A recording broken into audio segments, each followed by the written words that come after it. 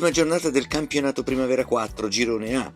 Al Bottagisio Sport Center si affrontano la Virtus Verona ed il Rimini.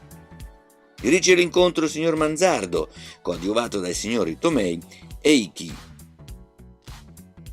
Calcio d'avvio della Virtus Verona. Al quinto sul lancio di Conti, Ambrosi a liberarsi per il tiro. Bianchi respinge. Al settimo cross di Gabriele e Capparelli manda alto sulla traversa.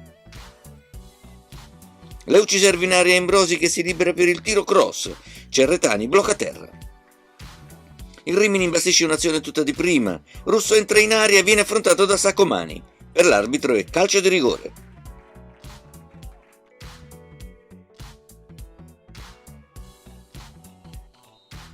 Alla battuta va Zanni che colpisce in pieno la traversa.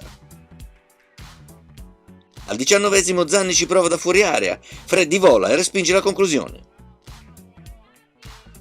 Leuci ci prova dalla lunga distanza. Cerretani blocca. Olivieri serve Milosavljevic che controlla e calcia alto sulla traversa. Russo si libera dal limite e calcia. La palla termina fuori dallo specchio della porta. 32esimo. Calcio di punizione di Olivieri. Cerretani devia in angolo. Ancora Zanni prova la conclusione dal limite che termina alta. Al 42esimo il Rimini va in gol, ma la rete viene annullata per fuorigioco.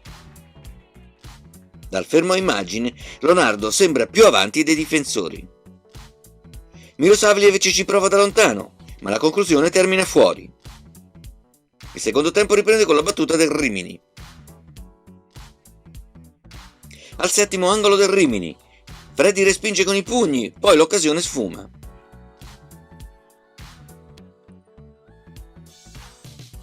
Leuci riceve palla a centrocampo, affonda fino all'area avversaria, ma la sua conclusione è alta. Al 18esimo stessa sorte per il tiro di Filippi. Ambrosi dal fondo fa partire un cross rasoterra in area, Tacchella conclude alto sulla traversa. Al 35esimo è Fraternale a tirare al volo di sinistro, palla alta. Cross dal fondo, Russo cerca il tap-in ma Freddi si oppone, deviando in angolo. Al 43esimo Leuci controlla la palla. A lungo e dal limite fa partire un tiro che il portiere respinge. Tacchella si fionda e mette la palla in rete, 1-0.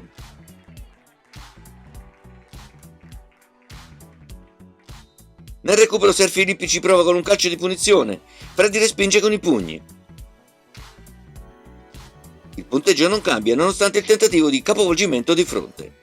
Risultato finale: Virtus Verona 1, Rimini 0.